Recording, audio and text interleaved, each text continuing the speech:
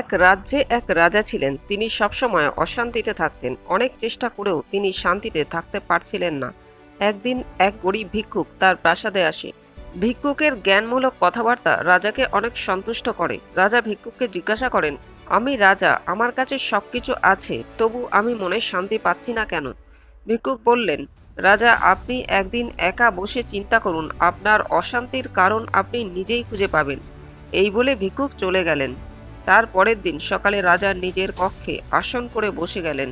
তখন রাজার মহলের এক কর্মচারী রাজার কক্ষ পরিষ্কার করতে আসে।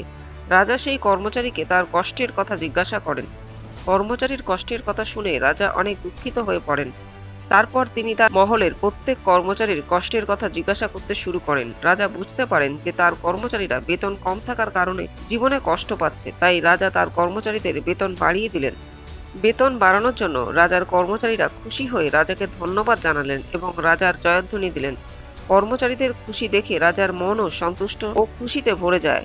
তার পরদিন সেই ভিক্ষুক আবার রাজার কাছে আসে এবং রাজাকে জিজ্ঞাসা করে, রাজা, আপনি শান্তি পেয়েছেন? রাজা বললেন, পুরোপুরি তো শান্তি পাইনি, কিন্তু যবে থেকে আমি মানুষের দুঃখ কষ্টের কারণ জানতে পেরেছি, তখন থেকে আমার মন অশান্তি ধীরে ধীরে কমে যাচ্ছে। তখন ভিক্ষুক রাজাকে বলে, রাজা, আপনি শান্তির পথ পেয়ে গেছেন, এখন কেবল এই পথ ধরে আপনাকে এগোতে হবে।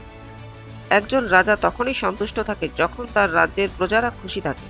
এই গল্প থেকে আমরা এই শিক্ষা পেলাম, আমাদের মনের শান্তির জন্য নিজেকে খুশি করার চেয়ে অন্যের দুঃখ কষ্ট দূর করে অন্যকে খুশি করলে নিজের জীবনের শান্তি ও খুশি পাওয়া যায়। বন্ধুরা, গল্পটি ভালো লেগে থাকলে লাইক করবেন আর চ্যানেলটিকে সাবস্ক্রাইব করতে ভুলবেন না।